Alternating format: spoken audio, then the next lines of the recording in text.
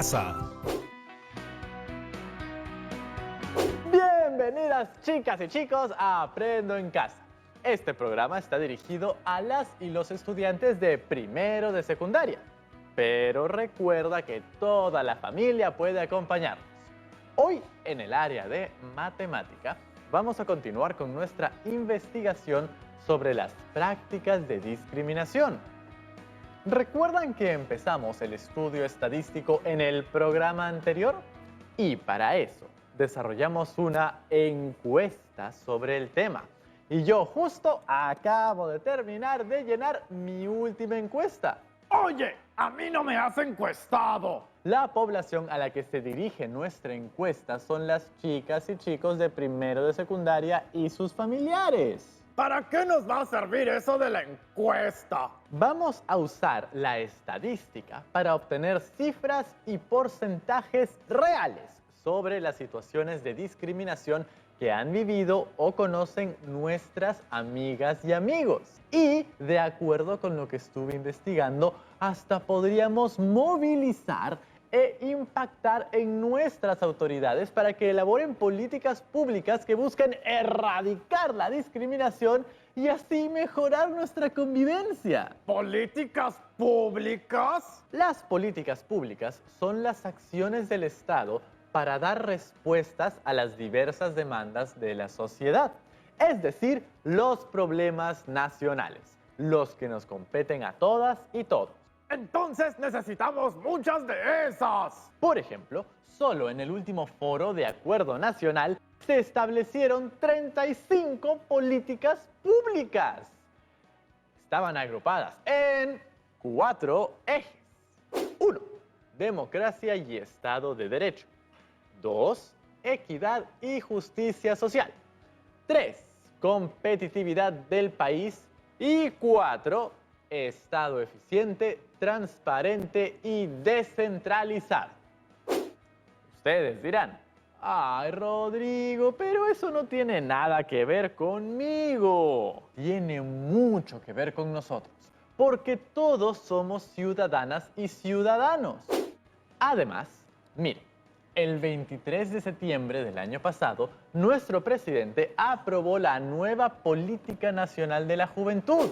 Esta tiene como objetivo generar condiciones para que al año 2030 las y los jóvenes mejoremos nuestro desarrollo integral para una efectiva participación en nuestra sociedad. ¡Un éxito!, ¿no? ¿Cómo se hace eso de las políticas públicas? Las políticas públicas se crean a través de un proceso que consta de 5 etapas.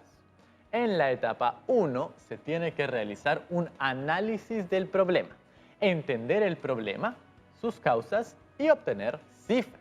Eso suena que hay que investigar mucho. Así es. En la etapa 2 se debe hacer el análisis de soluciones, es decir, seleccionar las mejores soluciones a nuestra problemática y cuantificar sus costos. Eso suena a que se aplica la matemática. En la etapa 3 se hace un análisis de factibilidad. Aquí se demuestra si la política se podrá realizar en su contexto y si realmente será de utilidad o no. ¿Y qué pasa si no es así?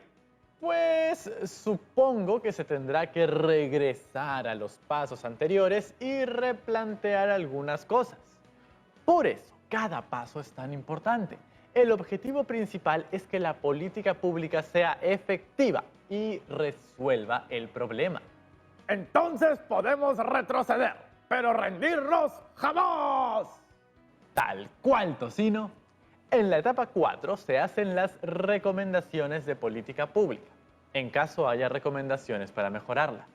Finalmente, en la etapa 5 se elabora un plan de acción de política pública, es decir, se define cómo se va a implementar dicha política. ¿Te imaginas vivir en un país con verdadera igualdad para todas y todos? ¡Sería excelente! Con el levantamiento de información que hemos hecho aplicando las encuestas, estamos investigando el problema. Es decir, estamos en el primer paso, el análisis del problema. ¿Te imaginas si gracias a esta investigación se logra la creación de una política pública? ¿A ustedes cómo les fue? ¿Aplicaron la encuesta que elaboramos? Ahora, tenemos que pasar al siguiente paso. Organizar los datos recopilados en tablas de frecuencias. Y para eso vamos a llamar a la profesora Daisy Nina Granados. ¡Bienvenida, profesora Daisy! Hola, chicas y chicos. ¿Qué tal, Rodrigo? ¿Cómo les ha ido con sus encuestas? La verdad es que al inicio estuve bastante nervioso al momento de hacer las preguntas. Pero si estás acostumbrado a hablar en público. Es distinto hacer preguntas a las personas directamente sobre sus experiencias, sobre todo si se trata de temas tan sensibles como este. Para esto también nos sirve mucho la empatía. Me pasó también que conforme fui avanzando, fui agarrando más confianza. Aquí en mi portafolio tengo todas mis encuestas. Hoy vamos a trabajar con la información que han recogido en esas encuestas. Vamos a organizar los datos obtenidos en tablas de frecuencias. ¿Qué creen que debemos hacer primero? Leerlas para conocer las respuestas de nuestras y nuestros entrevistados. No solo vamos a leer, sino que los datos que encontramos en las respuestas los vamos a organizar de tal forma que nos permita llegar a algunas conclusiones acerca de nuestra muestra. La muestra son las personas que entrevistamos. ¿No es así, profesora Daisy? Así es, Rodrigo. La muestra es un grupo delimitado que representa a toda la población a la que se dirige nuestro estudio. Y para organizar los datos recogidos de nuestra muestra, vamos a usar la siguiente tabla de frecuencias. Tenemos una tabla de 5 columnas para colocar variable, conteo, frecuencia absoluta representada por F sub i, frecuencia relativa H sub i y frecuencia porcentual H sub i acompañada del símbolo porcentaje. Esta herramienta luego nos facilitará realizar los gráficos o diagramas estadísticos que haremos en el siguiente programa. En la primera columna colocamos los valores de la variable de cada pregunta, ¿cierto? Sí, Rodrigo. ¿Recuerdan qué tipos de variables existen? ¡Claro! Existen variables cuantitativas y cualitativas. Recuerdo que en el programa anterior identificamos que las variables de nuestra encuesta eran cualitativas, nominales, ya que expresan atributos, cualidades o características y no pueden ser expresadas numéricamente. Así es. Comencemos. ¿Cuál era la primera pregunta de nuestra encuesta? ¿Has sido discriminado o discriminada? Entonces, en la primera columna colocamos los valores de la variable, que son si he sido discriminado o discriminada, o no he sido discriminado o discriminada. ¿Ahora contamos? Exacto. Revisamos cada respuesta de cada encuesta y de acuerdo corresponda, vamos colocando una barrita en la columna que dice conteo. A ver, de acuerdo con mis encuestas, tengo 20 barritas. 20 personas respondieron que sí y tengo 10 barritas. 10 personas que no. Bien, la siguiente columna es la frecuencia absoluta, F sub i. Este es el número de veces que aparece cada valor, ya no con barritas, sino colocados en números. Además, la suma de las frecuencias absolutas es igual al número total de datos de la muestra, que se representa por n. ¡Qué fácil! Ya está. Es 20 y 10 respectivamente. La frecuencia relativa es el cociente entre la frecuencia absoluta y el total de valores que componen la muestra.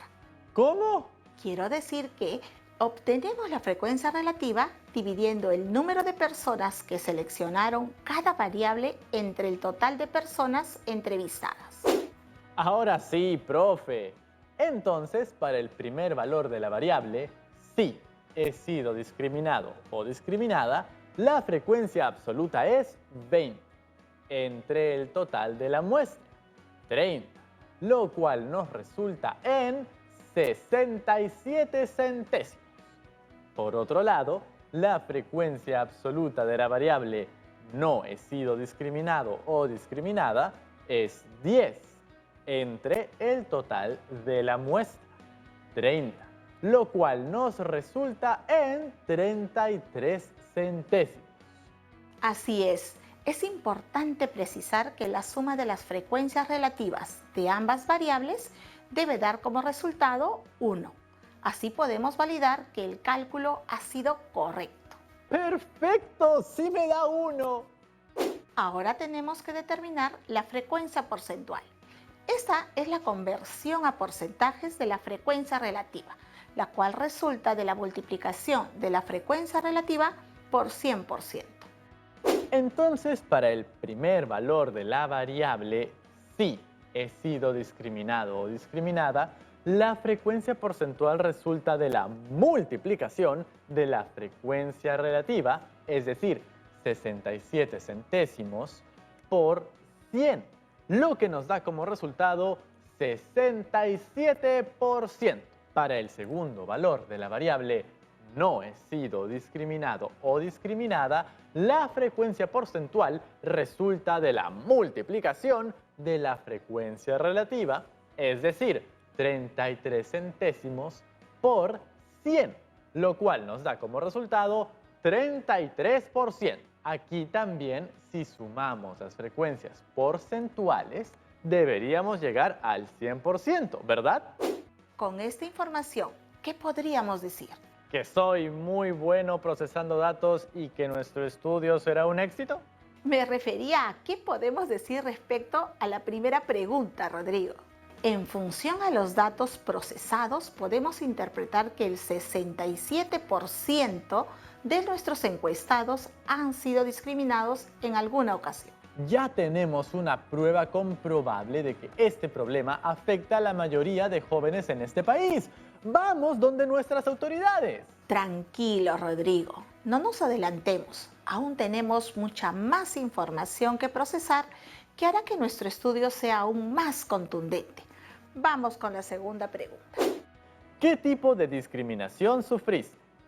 Los valores de la variable son los rasgos faciales y o físicos, la discapacidad, el origen étnico-cultural, la condición social y o condición económica y un espacio para que escriban otro tipo de discriminación que hayan vivido. De los 30 encuestados, solo 20 respondieron que sí fueron discriminados, por lo que solo ellos continuaron respondiendo la encuesta, ¿verdad, Rodrigo? Sí, profesora Daisy, todas las preguntas, salvo la primera y la penúltima, están dirigidas solo a quienes hayan vivido experiencias de discriminación. Pero aquí, ¿cómo haríamos, profesora? 10 personas respondieron que fueron discriminadas por sus rasgos faciales y o físicos. Solo 2 fueron discriminadas por tener alguna discapacidad. Ninguno por su origen étnico-cultural o por su condición social y o condición económica. Pero 8 personas respondieron que fueron discriminadas por otra razón. Entiendo. ¿Y cuáles fueron esas otras respuestas? Fueron discriminadas por la forma de hablar, la forma de pensar, la lengua con la que hablaban y el color de piel. Las respuestas de la forma de hablar y la lengua en la que habla se podrían categorizar en un solo valor de la variable. Por ejemplo, forma, lengua en la que habla. ¿Qué les parece? El color de piel es un rasgo físico, ¿cierto? En algunas ocasiones, nuestras entrevistadas o entrevistados pueden mencionar nuevas categorías, pero estas pueden estar incluidas en alguna de las opciones existentes, solo que ellos no se dan cuenta o no lo consideran de esa forma. Al momento de procesar los datos, podemos hacer esos cambios para tener uniformidad en la información. Entonces, esas respuestas pasan a rasgos faciales y o físicos. Además, en la tabla de frecuencia actual, te sugiero reemplazar los valores de origen étnico-cultural y condición social y o condición económica que no han sido seleccionados por ningún entrevistado, por forma, lengua en la que habla y forma de pensar. Genial. Entonces, nuestra tabla va quedando de la siguiente manera. ¿Podemos hacer libremente esos cambios que acaba de mencionar? Podemos usar nuestro criterio y hacer algunos cambios siempre y cuando no vayamos en contra de la verdad de la información. Para el valor forma, lengua en la que habla, tuvimos 4 respuestas. Para el valor forma de pensar, tuvimos 2 respuestas. Y para el valor color de piel, que ahora será incluido en el valor rasgos faciales y o físicos, incluiríamos 2 respuestas más. La frecuencia absoluta sería la representación del conteo en números. Un detalle es que si sumamos las frecuencias absolutas, nos deben dar en total de las personas que respondieron a esta pregunta. En este caso, fueron 20 personas. Ahora vamos por el cálculo de la frecuencia relativa de cada valor de la variable tipo de discriminación. Para el primer valor, rasgos faciales y o físicos, dividimos la frecuencia absoluta, 12, entre el total de la muestra, 20. Esto nos da como resultado 6 décimos. Para el resto de valores de la variable tenemos las siguientes frecuencias relativas. Para discapacidad es 1 décimo. Para forma, lengua en la que habla, 2 décimos. Y para forma de pensar es 1 décimo. No olvidemos que al sumar estas frecuencias relativas tienen que dar como resultado una unidad. Así también podemos verificar si todo es correcto. Si nos da más o menos de 1, es probable que haya algún error y tendríamos que revisar nuestros procesos. Ese es un gran consejo, Rodrigo. Vamos con la última columna. Para determinar la frecuencia porcentual para rasgos faciales y o físicos, multiplicamos la frecuencia relativa, que es 6 décimos, por 100 y tenemos como resultado 60%. Para el resto de valores de la variable, hacemos el mismo ejercicio y tenemos que la frecuencia porcentual para el valor de la variable discapacidad es 10%. Para forma, lengua en la que habla es 20%. Y finalmente, para forma de pensar, la frecuencia porcentual es 10%. ¡Casi lo olvido! La suma de las frecuencias porcentuales debe ser 100%. ¡Ja! ¡Verificado! ¡Es 100%! Creo que las 2 preguntas que nos faltan las podrán realizar rápidamente.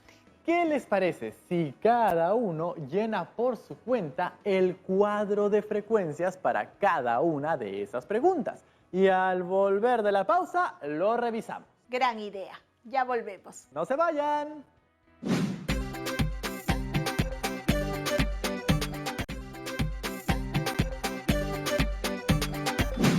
Bienvenidas y bienvenidos de vuelta, chicas y chicos de primero de secundaria. En el programa de hoy estamos procesando los datos que recogimos con la encuesta que elaboramos en la actividad anterior de matemática. Ya hemos colocado los datos en las 2 primeras preguntas en nuestras tablas de frecuencias. ¿Cómo les va con las preguntas que nos faltan? ¿Ya terminaron? ¿Cuál es nuestra tercera pregunta? ¿Dónde te discriminaron? La variable es el lugar de discriminación y los valores son la escuela, espacios públicos como la calle o el barrio, lugares de consumo como los mercados, restaurantes y o centros comerciales, medios de transporte público y de nuevo tenemos la opción otro para que la persona entrevistada pueda incluir algún lugar que no hayamos previsto en las opciones. ¿Qué respondieron las personas entrevistadas? Nadie respondió que el lugar de discriminación haya sido medios de transporte público ni otros. Por lo tanto, en nuestra tabla de frecuencias solo consideramos los 3 primeros valores. Realizamos el conteo el cálculo de las frecuencias absolutas, relativas y porcentuales, y el cuadro nos queda de la siguiente manera. Tenemos como resultado que de 20 personas que han sido discriminadas, el 70% fue en la escuela, un 10% en espacios públicos como la calle o el barrio y un 20% en los lugares de consumo, como los mercados, restaurantes y o centros comerciales. ¿Cuál es nuestra siguiente pregunta? ¿Sus amigos o familiares han discriminado a alguien? La variable es han discriminado a alguien y los valores son sí han discriminado y no han discriminado. Aquí nuevamente volvemos a trabajar con la muestra completa, ya que todos respondieron esta pregunta. Entonces, la construcción de nuestra tabla de frecuencias sería de manera similar a la de la primera pregunta. Luego de hacer el conteo, el cálculo de las frecuencias absolutas, relativas y porcentuales, el cuadro nos queda así. Correcto. Miren qué interesante cifra. El 57% tiene familiares o amigos que han incurrido en actos discriminatorios. Es decir, así como la mayoría ha sido discriminado, también la mayoría conoce a alguien que ha discriminado. Cualquiera pensaría que si hemos vivido la discriminación, no permitiríamos que nuestros seres queridos la cometan. Tengamos claro que no se trata de pelear, sino de conversar y lograr que las demás personas comprendan lo que están haciendo. Vamos con la última pregunta. Tuve solo 6 respuestas y todas son bastante extensas porque cuentan las malas experiencias que pasaron. ¿Cómo organizamos esta información en la tabla de frecuencias? Tenemos varias opciones. Por ejemplo, podrías revisarlas y quedarte con algunas ideas que podrías incluir en tu portafolio. Otra opción es que como actividad aparte puedes redactarla a manera de cuento o cómic para que te sirvan como un testimonio de sensibilización sobre el impacto de la discriminación en las personas. Es un contenido de otro tipo que complementa la información de la encuesta. ¡Qué buena idea! Creo que haré ambas. Ya saben que me encanta dibujar. ¿Qué harán ustedes? ¡Oh, genial! Hemos cumplido nuestro reto de hoy. Ya tenemos cifras y porcentajes que nos muestran la realidad de la discriminación que se vive en nuestro país. Espere un momento, profesora. En otros programas ya hemos aprendido sobre lo diverso que es nuestro país. Somos una confluencia de muchas culturas, lo cual es muy valioso. Por supuesto. La muestra es un grupo determinado de personas que representan a la población total en la que se enfoca el estudio, ¿verdad? Así es, la población son todas las chicas y chicos de primero de secundaria y sus familiares. Y la muestra son las personas que cada uno ha elegido para encuestar. Pero no podemos decir que nuestra muestra representa fielmente a la población general de primero de secundaria y sus familias. Lo que Rodrigo quiere decir es, a partir de la muestra que cada uno ha tomado, ¿podemos generalizar nuestras conclusiones a todas y todos los chicos de primero de secundaria del país? Yo creo que no, profesora Daisy. El país es muy diverso, incluye realidades muy distintas. Así es, Rodrigo.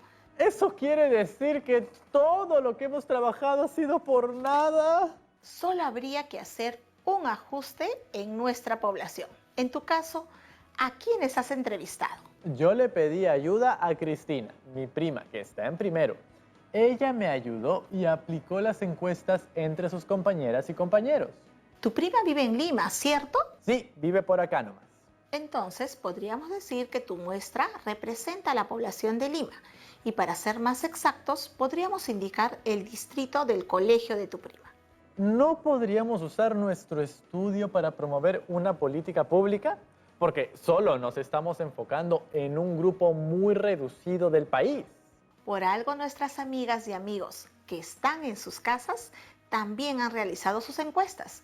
Una vez que ellas y ellos sistematicen su información, Podemos sumar todos los datos obtenidos por varios chicos y chicas alrededor del país. Y así podríamos tener cifras que den cuenta de nuestra realidad en general. También podríamos tener cifras específicas por regiones. ¿Te imaginas que esta actividad se convierte en una política pública para erradicar la discriminación de nuestra sociedad? Para lograrlo, necesitamos del apoyo de todas y todos ustedes realizando sus encuestas y organizando la información. Así es. Si es así, será un gran proyecto nacional. Tenemos unas cuantas preguntas de nuestras amigas y amigos. ¿Nos acompaña a responderlas? Por supuesto, esto nos permite hacer precisiones sobre lo que no ha quedado claro. Nuestra primera pregunta es de Dayana Herrera, de la ciudad de Lima.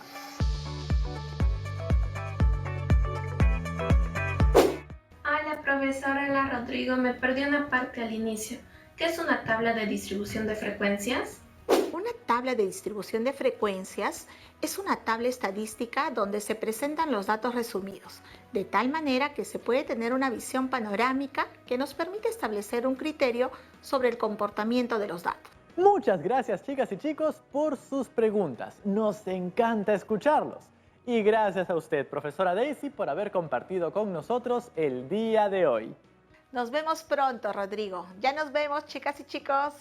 En el programa anterior, comenzamos a realizar un estudio estadístico, el cual nos brindará un respaldo numérico basado en la realidad para realizar una infografía sobre el problema de la discriminación. Esto nos permitirá hacer reflexionar sobre este tema y hasta podrían contribuir a la creación de una política pública para luchar contra este problema. Hoy aprendimos a organizar los datos obtenidos por nuestra encuesta a través de una tabla de frecuencias. Conocimos lo que son las frecuencias absolutas, relativas y porcentuales y la manera de calcularlas para cada variable de estudio. Además, reconocimos que existen variables cualitativas y cuantitativas. ¡Qué grandes aprendizajes nos llevamos en esta actividad! Ahora te toca a ti. Organiza los datos que obtuviste en las encuestas que realizaste en tablas de frecuencia en tu cuaderno o hojas de reuso. Para nuestras amigas y amigos súper tecnológicos, los invito a crear sus tablas de frecuencia utilizando algunas operaciones en hojas de cálculo. Uno de los más conocidos es el Excel. Pueden elegir el reto que deseen de acuerdo a los recursos con los que cuenten. Lo importante es cumplirlo y registrar todo lo aprendido en su portafolio. ¿Cómo están sus portafolios de evidencias? El mío ya está bastante lleno con todas las actividades que hemos estado realizando en este tiempo. Creo que hasta ya voy a tener que conseguirme otro. Muchísimas gracias. Hemos llegado al final del programa. No se olviden siempre de lavarse bien las manos, quedarse en casa en la medida de sus posibilidades y, por supuesto, estar siempre atentos para combatir la discriminación. Ahí nos vemos. ¡Chao, chao!